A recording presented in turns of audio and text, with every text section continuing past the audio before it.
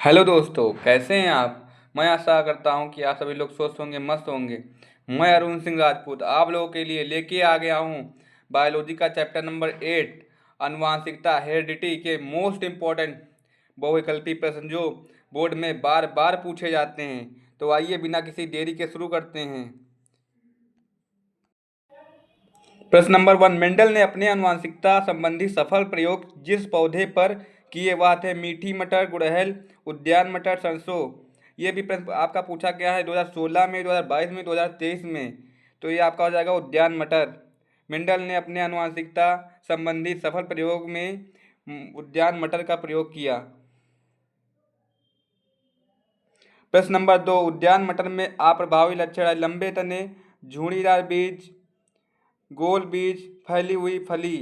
ये प्रश्न पूछा गया आपका 2015 में, 2016 में। तो ये हो जाएगा झुर्रीदार बीज अप्रभावी लक्षण है। प्रश्न नंबर 3, मेंडल के प्रयोग में द्वितीय पीढ़ी में लंबे और बौने पौधों का अनुपात क्या था। लगभग 1:2, लगभग 3:2, लगभग 3:1। तो ये सी वाला आपका सही है, लगभग 3:1। प्रश्न नंबर 4, F2 पीढ़ी में 3:1 अनुपात प्राप्त होता है। एक संकर क्रॉस में, द्विसंकर क्रॉस में, सी दिया ए और बी दोनों, डी दिया इनमें से कोई नहीं। ये आपका प्रश्न पूछा गया है 2015 में। इसमें आपका हो जाएगा एक संकर क्रॉस में। प्रश्न नंबर 5, एक संकर क्रॉस का समलक्षणी फिनोटाइप अनुपात होता है। ए दिया है 2:2, बी दिया है 1:2:1, सी दिया है 3:1। तो आपका सी:1 हो जाएगा, 3:1। यह भी प्रश्न आपका पूछा गया है 2016 में। प्रश्न नंबर 6, पृथक्करण का नियम प्रस्तुत किया था। चार्ल्स डार्विन ने, हुगो डी ब्रीज ने, ग्रेगर जॉन मेंडल ने, लैमार्क ने। यह प्रश्न आपका आया है 2012 में, 2014 में। ये आप सभी लोग जानते हैं, ग्रेगर जोवन मेंडल ने किया था। इन्होंने उद्यान मटर को लिया था। प्रश्न नंबर 7, अनुवांशिकी का जनक निम्नलिखित में से किसे कहा जाता है। ऑप्शन ए दिया है एच जे मूलर को, चार्ल्स डार्विन को, ग्रेगर जॉन मेंडल को, जे डी वाटसन को। ये आपका प्रश्न आया 2013 में, 2023 में। तो अनुवांशिकी का जनक कहा जाता है ग्रेगर जॉन मेंडल को।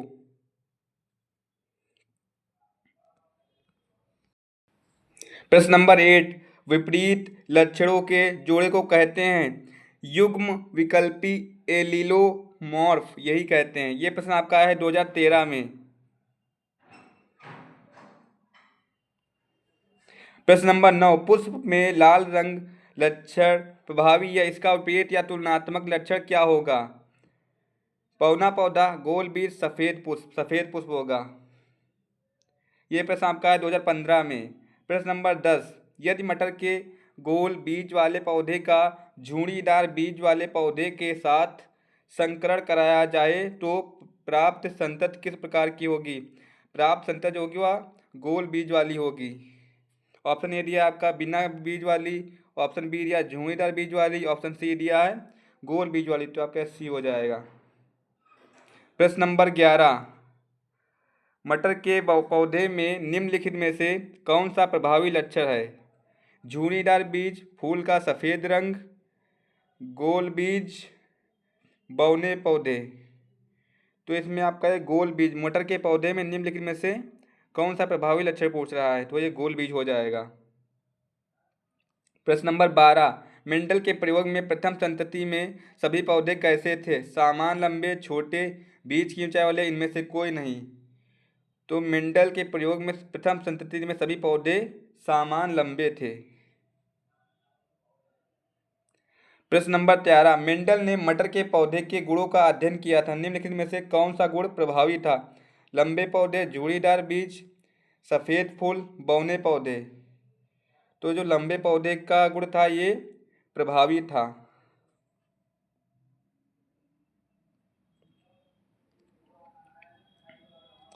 प्रश्न नंबर 14, मेंडल ने मटर के पौधे के गुणों का अध्ययन किया था। निम्नलिखित में से कौन सा गुण अप्रभावी था? गोल बीज, लंबे पौधे, ए और बी दोनों, सफ़ेद फूल। जल्दी से बताइए आप लोग। तो पूछा मेंडल ने मटर के पौधे के गुणों का अध्ययन किया था, निम्न में से कौन सा गुण अप्रभावी पूछ रहा है। अगर ये प्रभावी पूछ रहा है तो हमारे गोल बीज होते हैं और लंबे पौधे भी होते हैं। इसमें अप्रभावी पूछ रहा है इसलिए हमारा डी हो जाएगा, सफ़ेद फूल। प्रश्न नंबर 15, आनुवंशिकता और विभिन्नता से संबंधित विज्ञान की शाखा क्या कहलाती है? जीव विज्ञान, आनुवंशिकी, प्राणी विज्ञान, कोशिका विज्ञान। तो ये कहलाती है आपकी आनुवंशिकी। प्रश्न नंबर 16, द्विसंकरण क्रॉस में लक्षण प्रारूप का अनुपात होता है? ए दिया 9:3:3:1, तो यही होगा आपका। प्रश्न नंबर 17, मेंडल के अनुसार मटर के बौने पौधे का जीन्स प्रारूप प्राप्त होता है? T T, capital T, small T, capital T, D दिया है टी टी। पूछा मेंडल के अनुसार मटर के बौने पौधे का जीन्स प्रारूप होता है, तो ये स्मॉल टी होता है। ये प्रश्न आपका आया है 2020 में। मैंने कहा है ना कि मैं मोस्ट इंपॉर्टेंट वैकल्पिक प्रश्न लेके आया हूँ जो कि बोर्ड में बार बार पूछे जाते हैं। प्रश्न नंबर 18, कौन सा प्राणी अपना लिंग बदल सकता है? ऑप्शन ए दिया घोड़ा, ऑप्शन बी दिया गधा, ऑप्शन सी दिया चूहा, ऑप्शन डी दिया घोंघा। तो घोंघा होता है वो अपना जीन बदल सकता है, अपना लिंग बदल सकता है।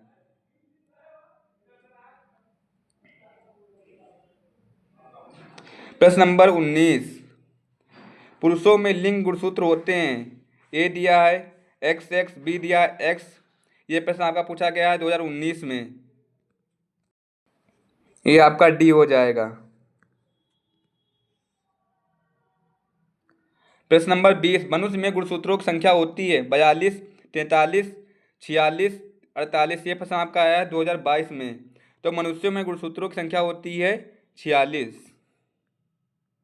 प्रश्न नंबर 21, किसी जीव में लिंग गुणसूत्र के अतिरिक्त अन्य सभी गुणसूत्र कहलाते हैं? जैव विकास, जीवाश्म, ऑटोसोम्स, आगुणित। तो सभी जो वो होते हैं लिंग गुणसूत्र के अतिरिक्त अन्य सभी गुणसूत्र कहलाते हैं ऑटोसोम्स। प्रश्न नंबर 22, निम्नलिखित में से कौन सा स्तर जैव विविधता के विभिन्न स्तरों में से एक है?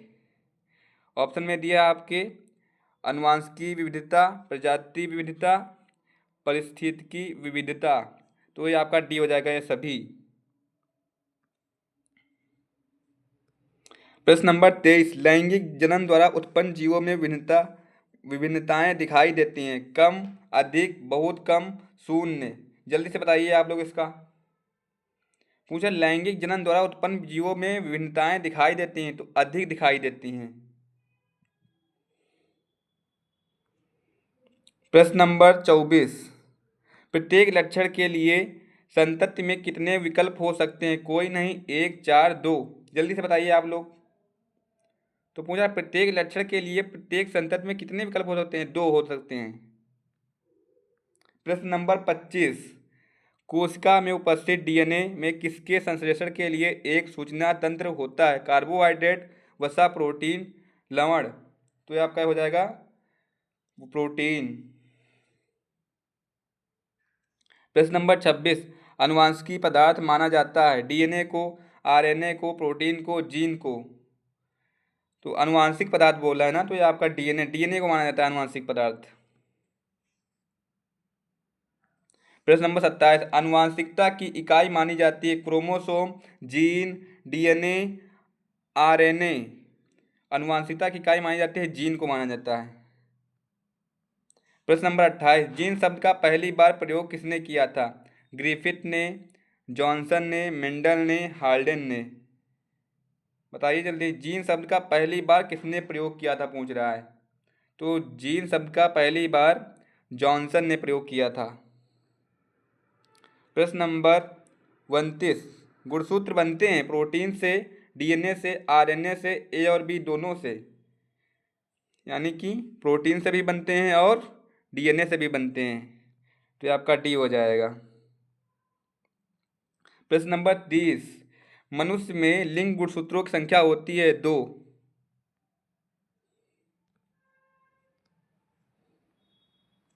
प्रश्न नंबर 31, कोशिका में आनुवंशिकी पदार्थ है जीन, हरित लवण, गुणसूत्र, डीएनए। पूछा कोशिका में आनुवंशिकी पदार्थ है, अभी हम पढ़े ऊपर डीएनए होता है आनुवंशिकी पदार्थ, तो आपका डीएनए। प्रश्न नंबर 32, जीन किसका छोटा सा खंड होता है? आरएनए का, डीएनए का? तो जीन होता है वो डीएनए का खंड होता है।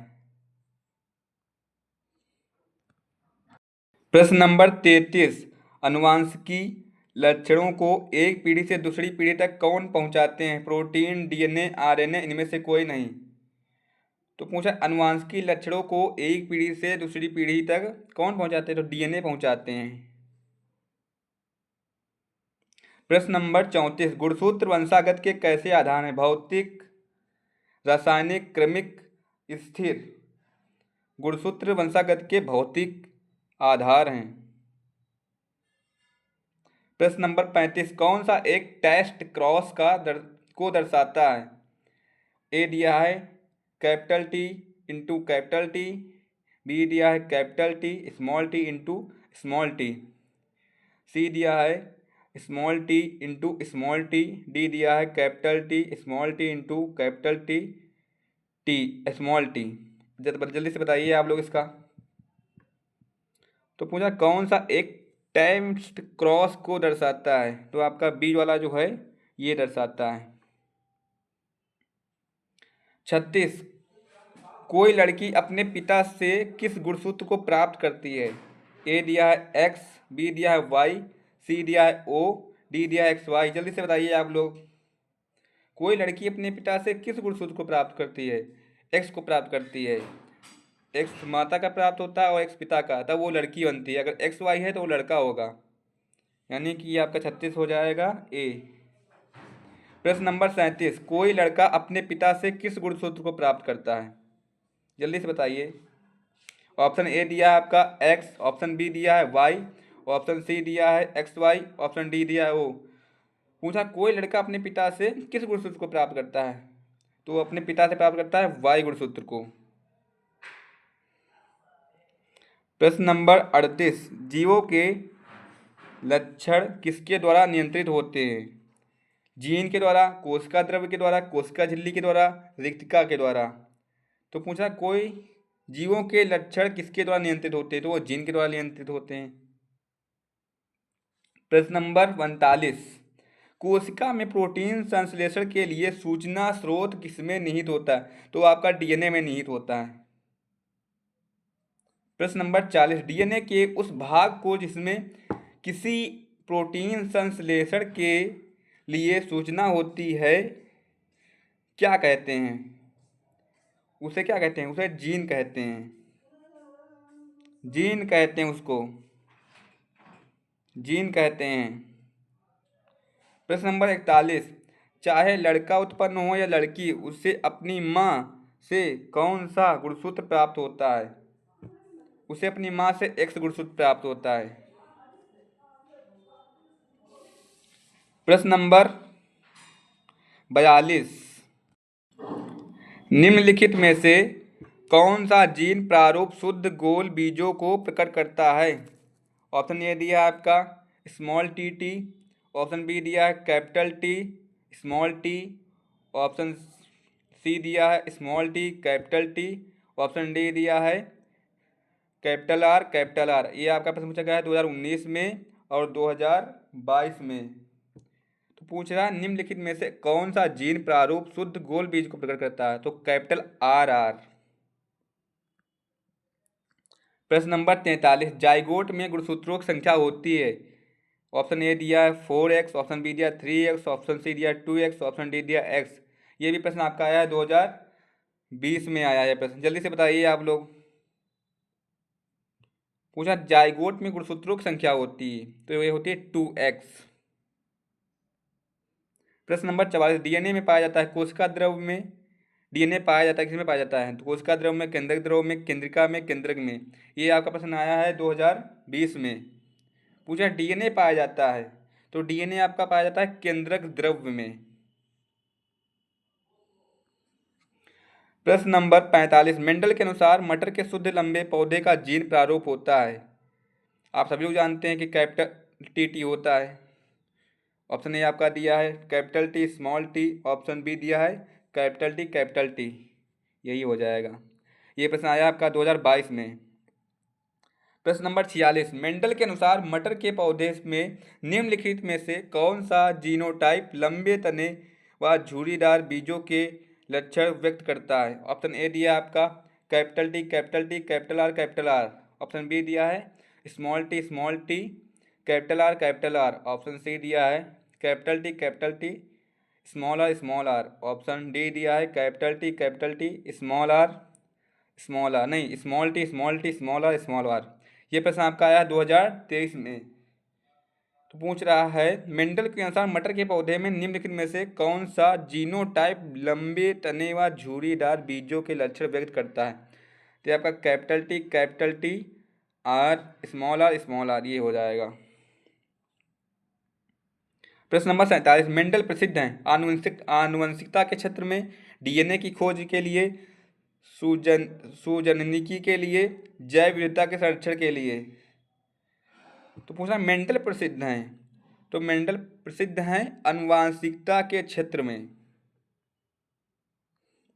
प्रश्न नंबर 48, मटर के लंबे पौधे कैपिटल टी और बौने पौधे स्मॉल टी के मध्य क्रॉस कराने पर प्रथम संतति पीढ़ी में मिलेंगे सभी लंबे पौधे, सभी बौने पौधे, आधे लंबे आधे बौने पौधे, 3/4 लंबे 1/4 बौने।